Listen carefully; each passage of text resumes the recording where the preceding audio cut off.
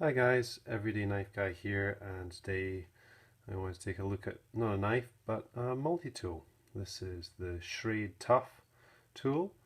Now I got this in the store, it was the last one available, it was on display, so I had no packaging, no box. I don't even know the model number. I think it could be the ST21, judging by what I see on Amazon, but it's kind of hard to identify. Anyway, that's what it looks like. It is a big chunk of black metal. It's heavy, good weight in the hand, but as you can hear, it's not necessarily totally solid. So let's take a look. And what I have to bear in mind at all times when I look at this tool, when I use it, is what it costs, because you see this on Amazon typically $20, $25. I paid the princely sum of $10 for this.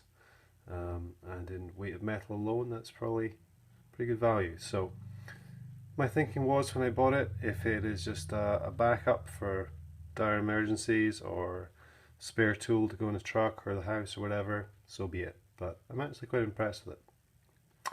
So obviously you can see the form of the tool is traditional multi-tool pliers, and opening these up, pretty good grip on them. They're a nice length.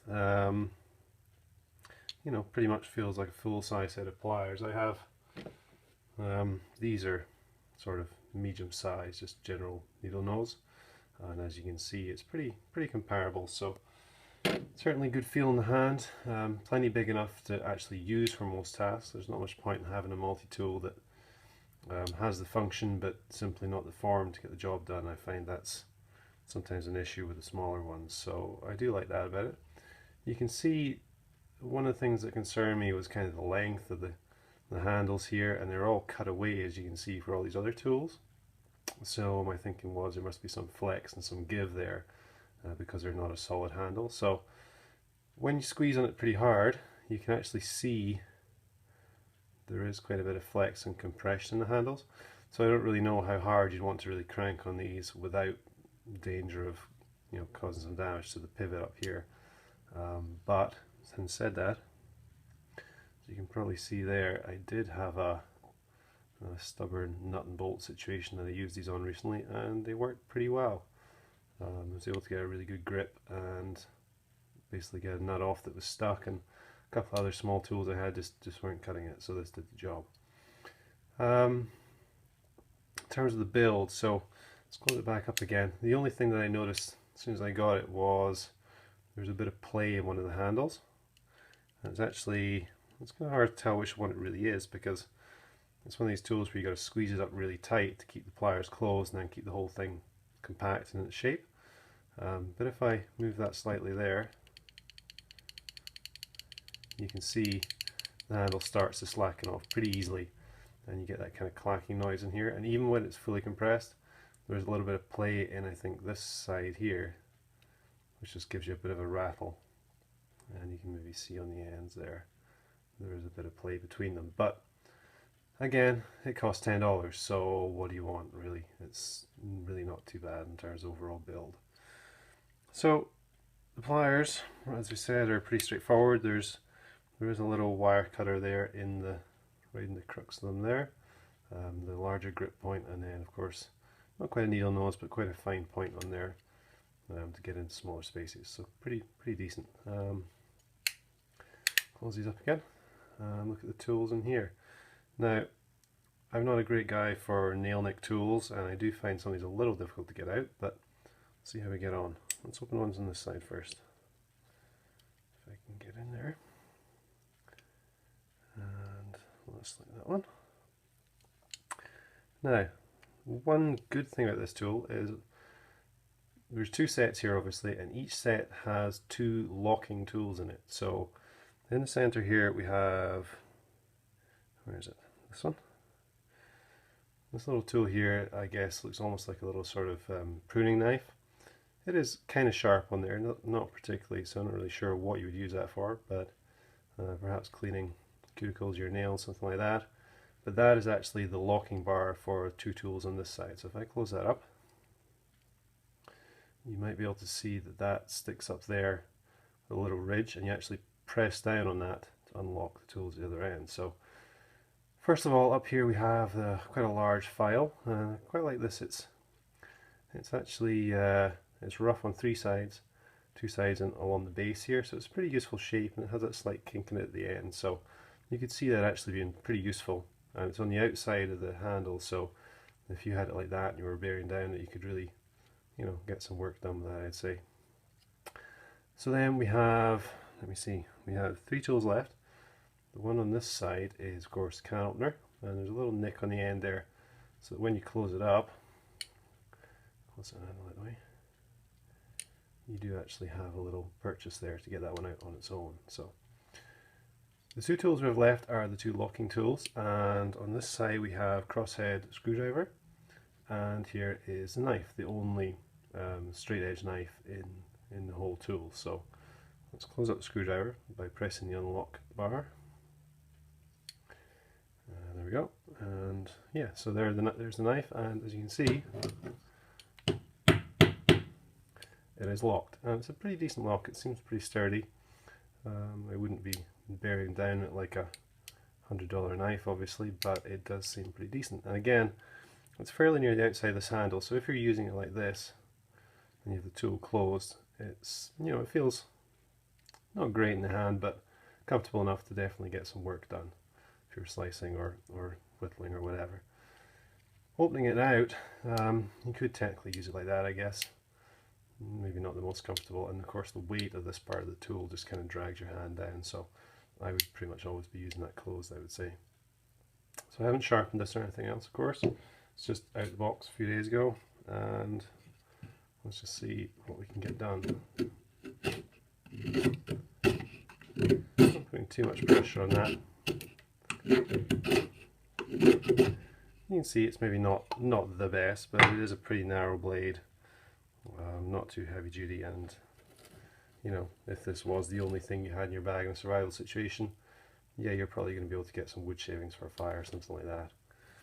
In terms of sharpness, paper here,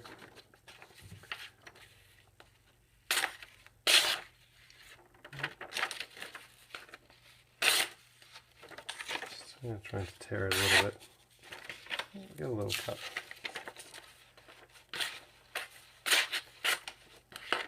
Not terrible for out of the box sharpness, considering it isn't really a knife, it is a multi-tool. But yeah, it could definitely benefit from a bit of a touch up, I would say. So something I will do in future. So that's that side. Again, you can maybe see the bump of the lock bar there. Press that and knife folds in. So let's go around to the other side of the handle. And again, you can see there's a bit more of a pronounced bump here for the locking.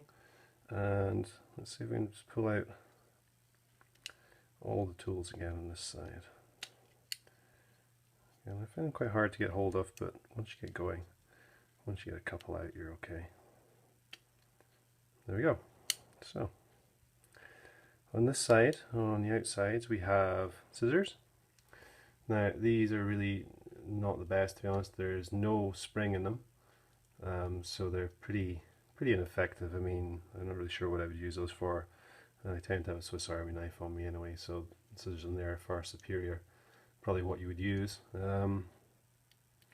Yeah, I don't know why they don't have a spring, but I guess they didn't think they were too important a part of their tool of this sort of value. On the other side we have, I guess, a small flathead screwdriver or piercing point. That's not sharpened in there, it's just a small flathead, I guess. And then what do we have? On this side again we have in the middle we have the lock bar, which on this side actually doubles as partly serrated blade. The blade, again, probably about the same sharpness as the main blade we looked at over here. And little serrations on there. Pretty short blade though, I mean, I'm not really sure what you would use that for. The serrations there in particular, I mean, trying to cut anything with something that's only kind of more than an inch of actual serrations, it's really not the best, but particularly when it's kind of up against a pretty chunky tool. But anyway, that functions as a lock bar. And here, one of the lock tools, unlock it so I can bend up, is, I guess, a wide flathead screwdriver, or perhaps like a little prying tool, something like that. Sort of a strange shape. I'm not really sure what else they were intending it to be used for, but there is a little, almost looks like a little sort of cable stripper type thing in there, so I guess that's another function. And lastly, the saw blade. Pretty decent looking saw. It has quite a good serration on it, and the points feel pretty sharp to me. And again, this is locked, so that's definitely a benefit. If we close it up, we can see again where the knife was on this side, the main blade. This is pretty near the outside.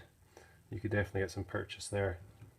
Let's just see if we can get anywhere with this on this piece of timber.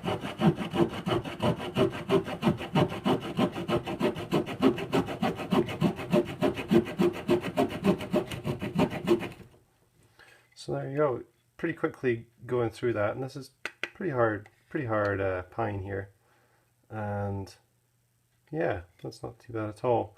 So if you were using that on slightly softer standing dead timber or small logs, something like that, I'd say you'd be able to chop up some firewood pretty quickly. Again, not a very long blade, but for what it is and for a tool like this as an emergency tool in your pack, pretty decent.